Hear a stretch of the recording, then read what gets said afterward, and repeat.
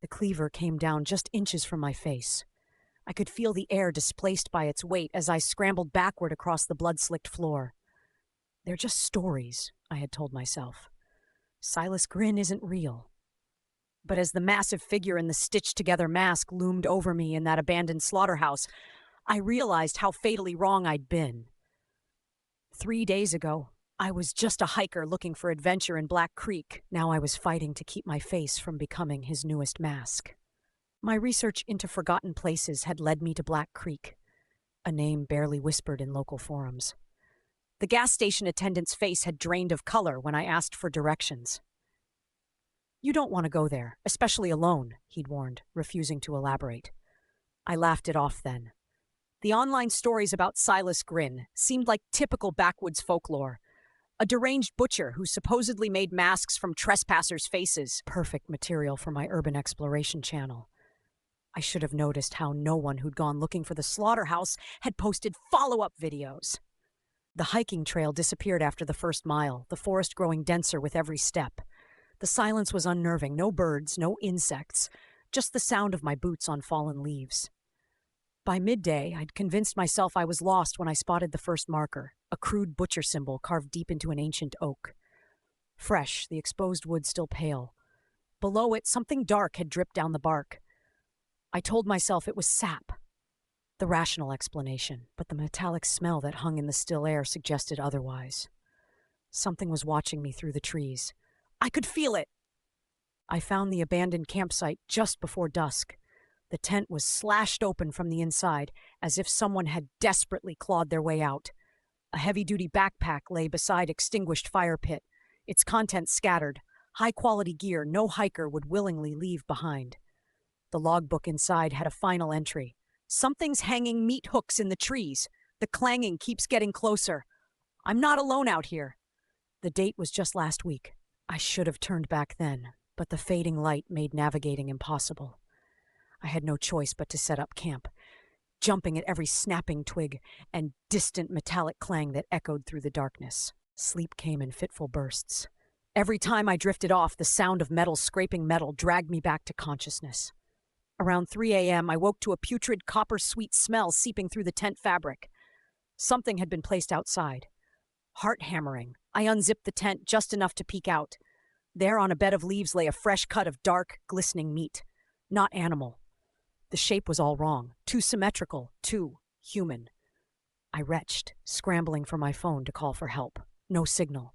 But as the screen illuminated, I caught a glimpse of something standing motionless at the forest's edge, a hulking silhouette in a stained apron. When I looked again, it was gone. At first light, I packed frantically, abandoning anything non-essential. The meat was gone, but a trail of dark droplets led deeper into the forest. Against every survival instinct, I followed them.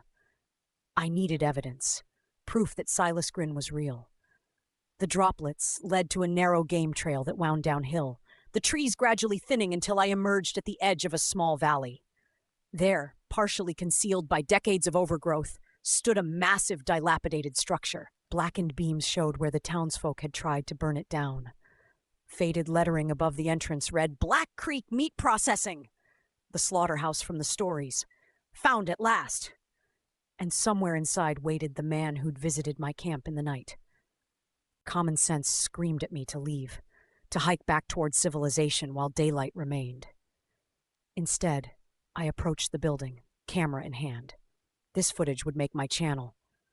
The entrance door hung askew on rusted hinges, opening with a groan that seemed to echo through the entire structure. The air inside was dense with decay and something chemical, old preservatives perhaps.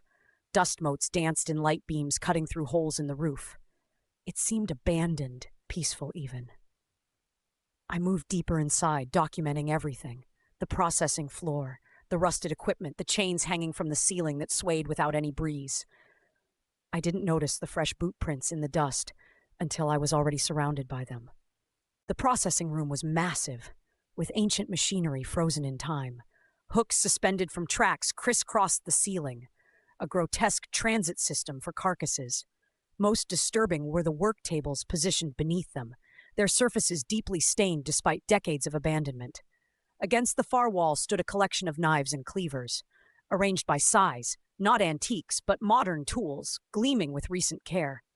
Beside them hung aprons, each more weathered than the last, as if representing a timeline. The oldest was barely more than tatters, and then came the sound that chilled my blood.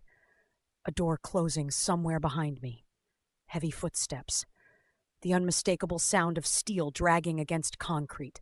He had been waiting for me all along. I ducked into what must have been a storage room, pressing myself against shelves lined with glass jars.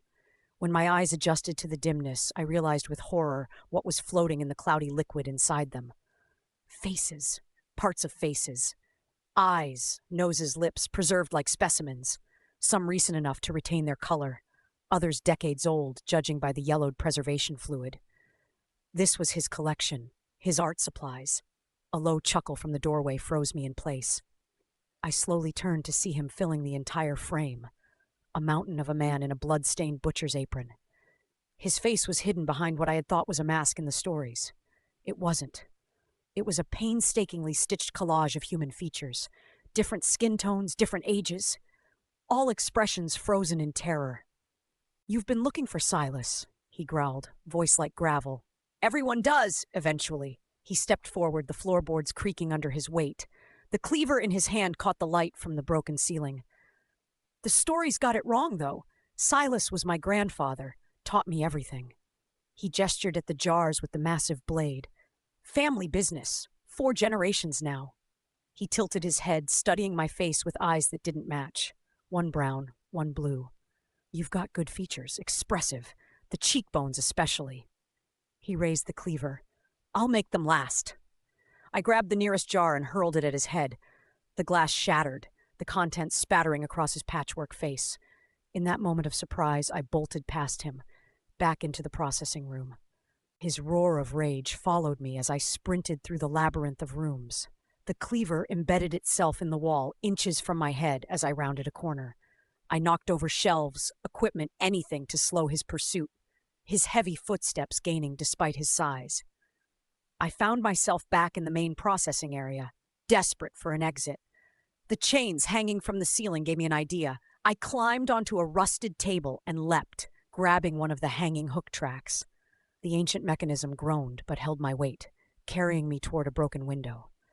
Behind me, Silas's descendant burst into the room, face contorted with fury beneath his grotesque mask. "Your grandfather made one mistake," I shouted back at him. "He taught you to hunt, but forgot to teach you about traps." I kicked the emergency release switch as I swung past it, the same one used to drop carcasses for processing decades ago. The entire system of hooks and chains came crashing down with a thunderous cacophony of metal. His scream as the hooks found him will haunt me forever. I didn't look back as I crashed through the window, rolling onto the overgrown grounds outside. I ran until my lungs burned, until the slaughterhouse was far behind me. I found the main road by nightfall, flagged down a passing truck.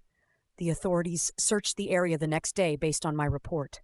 They found the slaughterhouse, burned to the ground, still smoldering.